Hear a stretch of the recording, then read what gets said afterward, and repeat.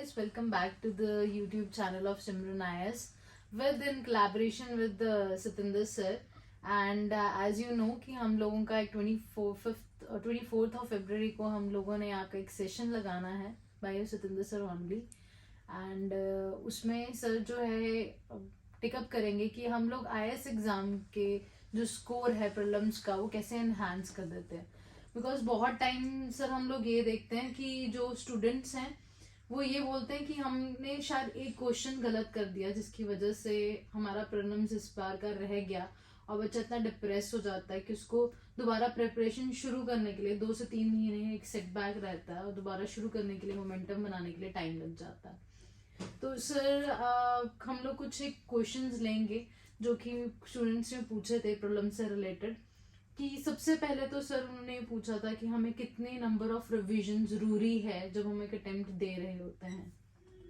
जी madam, मैं शुरू करूंगा. जैसे आपने पहले ही बोला कि एक क्वेश्चन गलत हो गया तो उसके कारण ही बच्चे डिप्रेशन में चले जाते हैं. जी.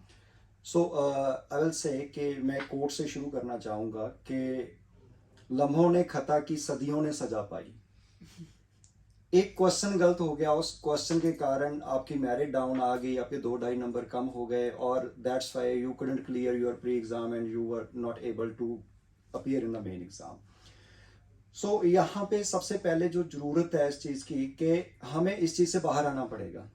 एक क्वेश्चन से कोई प्री के एग्जाम से नहीं रहता, ये मैं गारंटी से कह सकता हूँ. अगर हम फेल हो रहे हैं एक क्वेश्चन के कारण तो वो हमारी प्रेपरेशन में कहीं कमी रही है बेसिकली, राइट. तो इसके लिए जैसे आपने क्वेश्चन पुट किया है कि how many revisions are required before the exam, so I will say that minimum 4 times revision of every subject, each and every subject is required minimum 4 times. Sir इसमें current affairs की revision के लिए specifically बच्चों ने emphasis दिया था क्योंकि current affair का एक बहुत मेजर पार्ट हमें लगता है कि आता है, पूछा जाता है.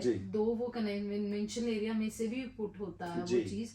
तो करंट अफेयर्स की हम लोगों को कितनी रिवीजन करनी चाहिए और कब तक हमें न्यूज़पेपर को फॉलो करना चाहिए? जी, करंट अफेयर की रिवीजन मैडम जो है हमें कम से कम 3-4 बार होनी चाहिए और करंट अफेयर एग्जाम से कम 1 महीना पहले छोड़ देना चाहिए. जी. आप अभी आप ये भी कह सकते हैं कि अगर कोई क्वेश्चन उस समय से आ गया तो मोस्ट ऑफ 2 क्वेश्चंस आ सकते हैं, राइट. 2 और 2 4 नंबर, 4 मार्क्स का फर्क पड़ रहा है आपका, ठीक है. बट वो 20 दिन और आप या 30 दिन ही और आप उस करंट अफेयर को कैरी ऑन कर रहे हैं तो आपका नुकसान ज्यादा है. यहाँ पे इनपुट वर्सेस आउटपुट खेलना होता है हमने. That's why I always say that pre-exam जो है totally game है, totally game. उसको देखना पड़ेगा किस तरीके से हमने इनपुट और वर्सेस आउटपुट को रूल अप्लाई करना है.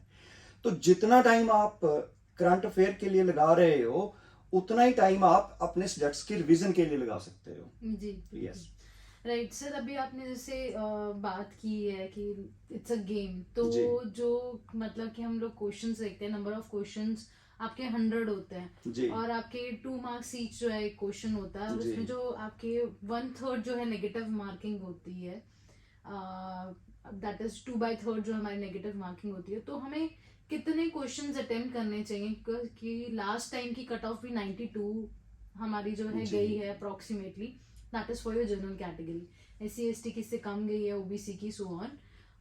तो सर हमें कितने नंबर ऑफ क्वेश्चंस अटेम्प्ट करने चाहिए ताकि हम लोग उस तक पहुंच जाएं? क्या हमें 100 करने चाहिए, 80 करने चाहिए? वो आपको क्या लगता है आइडियल कंडीशन क्या रहती है? Generally here different institutes give different views. 2 तरह के स्ट्रेटजी यहाँ पे होती हैं. एक होता है कि आप optimum number of questions attempt करो, मींस 65 to 70. दूसरी स्ट्रेटजी है कि आप 90 to 97 क्वेश्चंस अटेम्प्ट करके आओ. दोनों स्ट्रेटजीज ठीक हैं, बट दोनों स्ट्रेटजी को अप्लाई करने के लिए पहले उस कैंडिडेट को कॉन्फिडेंट होना बहुत जरूरी है कि मैं कौन सी स्ट्रेटजी पे चल रहा हूं. ठीक है, स्ट्रेटजी दोनों में से कोई गलत नहीं है, बट उसके लिए पहले हमारी एक जिसको हम कह सकते हैं टेक्निकल प्रेपरेशन, हमारी मेंटल प्रेपरेशन और हमारी एकेडमिक्स की प्रेपरेशन, वो तीनों जो है वो होनी बहुत जरूरी है. सो दोनों स्ट्रेटजीज काम करेंगी। सो इसके लिए मैं कहना चाहूंगा कि 24 फरवरी को हम यही चीज डिस्कस करने जा रहे हैं कि किस स्टूडेंट ने कौन सी स्ट्रेटजी अप्लाई करनी है और किस स्टूडेंट को कौन सी स्ट्रेटजी वफा कर रही है। हाँ जी, क्योंकि सर ये दोनों चीजें मुझे लगता है कि बहुत एक्सट्रीम लेवल आ जाती हैं, क्योंकि बिल्कुल हर एक जी। जो कैंडिडेट है, हम लोग देखते हैं कि हर एक जितने भी आपके यूपीएससी टॉपर्स निकलते हैं या हर जी। साल निकलते हैं, हर किसी की अपनी अपनी स्ट्रैटेजी होती है। बिल्कुल तो you have to build your own empire and your own strategy to बिल्कुल क्लियर द जी। एग्जाम। सर एक जो क्वेश्चन है हम लोगों को कि जो हमारी टेस्ट सीरीज या नंबर ऑफ क्वेश्चंस हैं हम लोगों को, ये जी। बहुत जरूरी रहता है कि रिवीजन के साथ हम लोग टेस्ट सीरीज जरूर ज्वाइन करें। तो कितने मतलब कि नंबर ऑफ हमें क्वेश्चन पेपर सॉल्व करने चाहिए जी। और क्या उसकी भी रिवीजन हमें जरूरी होती है करनी उस क्वेश्चन बिल्कुल। पेपर की? जी, इसके लिए कम से कम मैं कहूंगा madam 10 to 15 question paper solve करने बहुत जरूरी है, ठीक है। प्लस सी सेट के भी इतने। जनरली क्या होता है कि हम जीएस की तो बहुत तैयारी कर लेते हैं, बट हमारी किश्ती वहां डूबी जहां पानी कम था। Yes, right. कई बार ये स्थिति भी हो जाती है कि जिस पेपर को हमने जस्ट क्वालिफाई करना था वो क्वालिफाई हो नहीं पाया, दूसरी तरफ हम अच्छा स्कोर ले गए, जी। राइट। तो इसके लिए बहुत जरूरी है कि सी सेट के भी 10 से 15 क्वेश्चन पेपर और जीएस के 10 से 15 क्वेश्चन पेपर्स करने बहुत जरूरी हैं। और उसके बाद जो करने वाला काम है, that is very important, that you have to evaluate your each and every question after attempting your paper. जी। क्योंकि हम सिर्फ ये देख लेते हैं कि मैंने एक क्वेश्चन पेपर सॉल्व कर लिया, चाहे वो सेक्शनल था, सिर्फ पॉलिटी का था, इकोनॉमी का था या कंपाइल्ड पेपर था। एक पेपर सॉल्व कर लिया, उसमें से हमने ये देख लिया कि मेरा इतना स्कोर बन रहा है, बट उसके बाद हम ये नहीं देखते वाई मेरा इतना स्कोर कम क्यों बन रहा, मैंने ये क्वेश्चन एक अटेम्प्ट किया, वो गलत हुआ, क्यों हुआ, क्या सोच के मैंने क्वेश्चन अटेम्प्ट किया था। इन चीजों पे काम करना बहुत जरूरी है और यही आपकी एग्जैक्ट प्रेपरेशन है एक्चुअली। राइट सर, ये एक बड़ा फेमस कोट है कि repeat your outfits but not your mistakes. तो इससे हम लोग यही सीखते हैं। और मैंने मतलब कि पर्सनली आपको बहुत अच्छे से देखा कि आप बच्चों की एक एक क्वेश्चन को स्टडी करवाते हो, जब आप फीडबैक्स देते हैं तो कि आपने ये गलती की, आपने क्या गलती की, आपने इनकरेक्ट को ध्यान में नहीं रखा, और बच्चा उससे इम्प्रूव भी करता है। तभी हम लोग देखते हैं कि आपके रिजल्ट्स बहुत अच्छे रहे हैं आपके पंजाबी लिटरेचर के।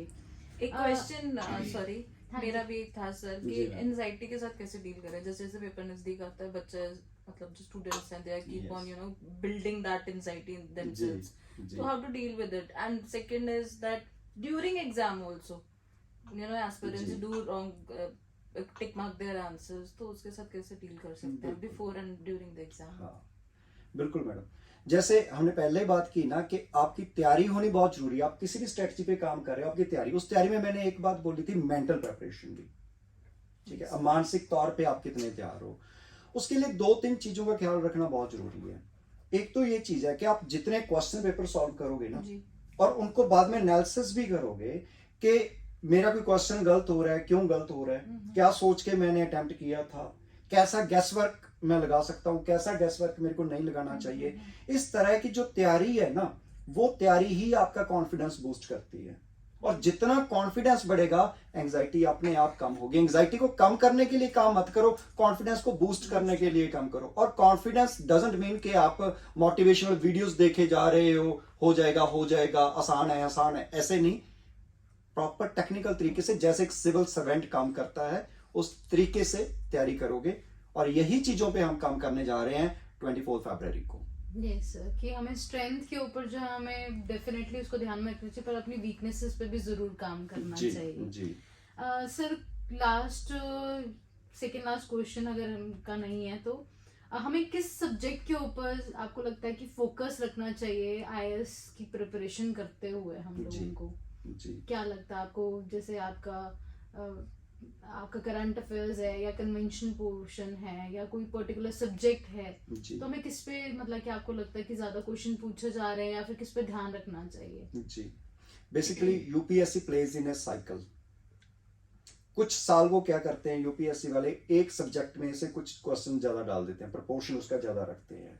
उसके कारण क्या होता है कि बच्चों के एक वो है ना, एक हर्ड मेंटालिटी हो जाती है कि इस सेक्शन से क्वेश्चन ज्यादा आ रहे हैं, तो हम उस सेक्शन पे फोकस ज्यादा करना शुरू कर देते हैं। नेक्स्ट ईयर हम देखते हैं कि वो टोटली आता ही नहीं है।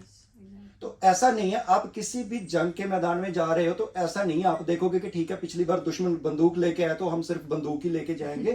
ठीक है, यू हैव टू प्रिपेयर, ठीक है, you have to do your best. आपको अपनी पूरी तैयारी के साथ जाना पड़ेगा, आप दुश्मन को कभी कमजोर नहीं समझ सकते जी।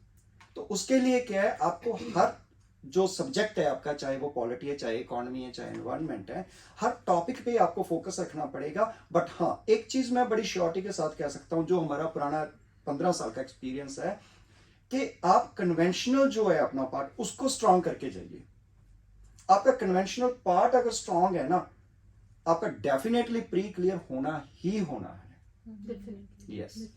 मैम एक क्वेश्चन आपसे रहेगा मेरा, करंट अफेयर्स स्पेशलिस्ट हो आप, तो करंट अफेयर्स कितने टाइम का तैयार करना चाहिए, क्योंकि ये भी बहुत बड़ा क्वेश्चन रहता है कि साल का कर लो, 2 साल का कर लो, 3 साल, बट आई डोंट थिंक इसका कोई स्पेसिफिक पीरियड है, तो आप करंट कैसे अफेयर्स suggest जैसे करें? कि एक बहुत एक डायनेमिक पोर्शन रहता है बहुत साल से ना। जैसे अगर हम लोग अभी तो कन्वेंशनल एरिया पूछा जा रहा है, एक टाइम था जो बहुत ज्यादा करंट अफेयर पूछा जाता था, सतिंदर सर ने बताया। तो पहले हम लोग आइडली इसको 1 ईयर लेते थे, पर अगर आप 2 साल की अच्छी प्रिपरेशन कर रहे हो और उसमें आपको दो साल का करंट अफेयर्स प्रिपेयर है, then it is well and good. Otherwise आप 1 साल का भी आप सफिशिएंटली गुड है, क्योंकि जैसे सर ने बोला स्टार्टिंग में कि 100 में से 100 क्वेश्चंस हम लोग नहीं करते हैं। Yeah. हम लोगों को वाइजली जो है हम लोगों को अपना सेफ गेम खेलना होता है कि 60 के आसपास हमारे करेक्ट हो रहे हैं, then we don't need to jump into your Exactly. नेगेटिव। तो मुझे तो यही पर्सनली लगता है कि अगर आप 2 साल का कर रहे हैं प्रिपरेशन तो इट्स गुड, अदरवाइज 1 साल का भी करंट अफेयर्स बहुत है और उसकी with multiple revision definitely. And guys यही हम लोगों का समअप होता है। एंड हमें पता लगा कि एक एप्टीट्यूड पोर्शन बहुत जरूरी है जब हम लोग यूपीएससी प्रीलिम्स देने जाते हैं। इट इज नॉट ऑलवेज कि आपका एग्जाम इस वजह से रह गया कि आपने मेहनत नहीं की है। आप लोग डेफिनेटली सभी मेहनत बहुत ज्यादा करते हैं। आप लोग जो सीरियस एस्पिरेंट है हम लोग उनकी बात कर रहे हैं, ठीक है, वो मेहनत बहुत ज्यादा करते हैं, बट 1% हम लोग क्यों चूक जाते हैं कहीं पे 1-2 क्वेश्चन के कारण हम लोग देखते हैं 2-3 नंबर से रह के जा रहे हैं। तो वो उनका एक छोटा सा एक आपका एक पोर्शन रहता है जिसकी वजह से आप रह जाते हो, शायद वो इनकरेक्ट हो सकता है। वही जो आपका एनहांस करना है हम लोगों ने, तो ये जो सेशन सतिंदर सर ले रहे हैं 24th को, ये उसी के लिए होगा कि आप अपने एरर्स को जो है वो रिड्यूस करो and you know how to finish your work. So this is all for guys and I hope आप लोग जो हैं अपने आप को रजिस्टर कराएंगे for this session. And thank you so much guys, God bless you all. Thank you. Thank All the you. best.